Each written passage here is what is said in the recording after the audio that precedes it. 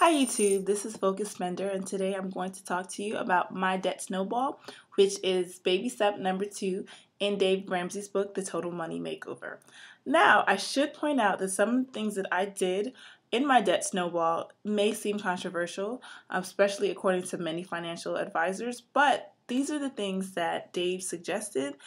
They worked really well for me. They worked well for millions of Americans. However, you should really take a long, hard look at your finances before you make any of these changes.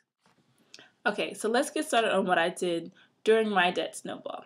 The first thing that I did was to list my debt payments from lowest to highest according to the amount that I owed. Now, as you can see, I did not say that I listed it in terms of interest rate payments. Other debt snowballs that I've heard of, you would list from the highest interest rate to the lowest. And this makes sense. It makes a lot of sense because you would want to pay the least amount of interest on your debt payments. However, let's say your highest debt service payment was $10,000 and it had an 18% interest rate. And your lowest debt service was $500 and it only had a 5% interest rate. You can see that you can pay that $500 like that. You can. If you look for all the money, if you look for any extra income, you can pay that $500 off really quickly. So there's no point of dragging out a monthly payment of $10 a month because that's just another bill that you may forget to pay, and then boom, you have to pay a late fee. So you want to get that $500 off the books. So you're listing it from the lowest amount that you owe to the highest amount that you owe. I also, the next thing that I did was to do an assessment of my spending, like I said in the emergency fund video. So I assessed my spending to see what it was that I was blowing my cash on. I also created a budget and I listed out my fixed expenses, which, typical fixed expenses are rent, utilities, phone bill. If you have insurance payment, that's a fixed expense. And then I listed my debt payment. So like I said, that was $745. And then I thought about how much I had left over for variable expenses. And variable expenses are your clothes and your groceries, things that you're going to buy on a monthly basis, but you really don't know how much you're going to spend. And why it's extremely important to have a budget for your variable expenses is because you don't want to just start spending willy-nilly. You want to control how much you're spending on your variable expenses. So I figured a good amount to spend for myself was $600 a month on these expenses. And then from that $600, I broke down how much I was willing to spend for each category. So for groceries, you want to eat, and I knew that if I spent a little bit more on my groceries, then I could bring lunch to work, and then I would not be buying lunch every day. So I put $125 for myself, which may not seem like a lot, but I'm a small girl, and I'm eating for one. So that's what I did. And then I left clothes in there. I had $100 a month in clothes, and the reason why I did that is because if I don't buy clothes every single month, if I don't do something nice for myself, at some point I'm going to go shopping and I'm going to overdo it.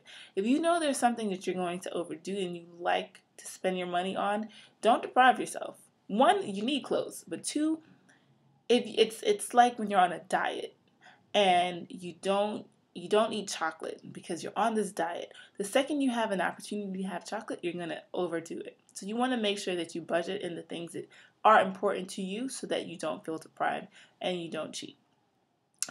After that, I had to figure out how I was going to get extra income because $745 in debt payments was a lot of money, and I barely had enough to spend on that. So I knew that I had to find extra income.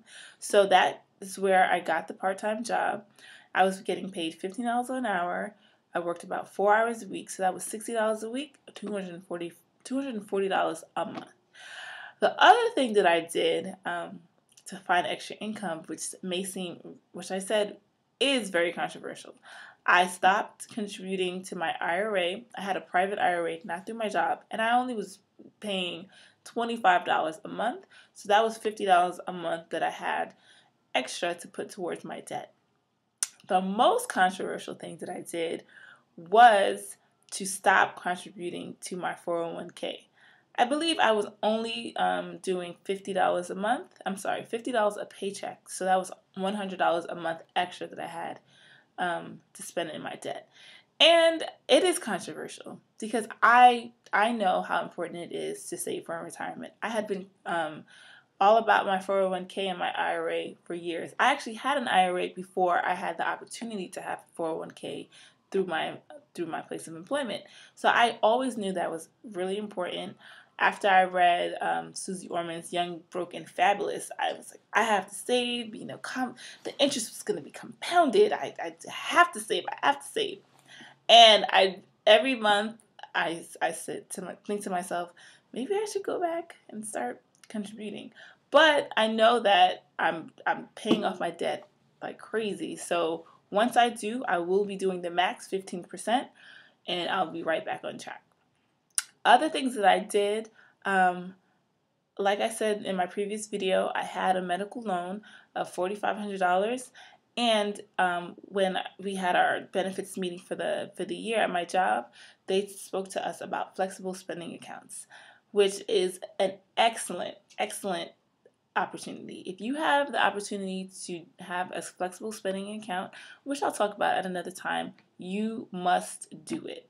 It was like getting paid extra. It was almost as if I was getting an additional $120 a month just by paying my bill.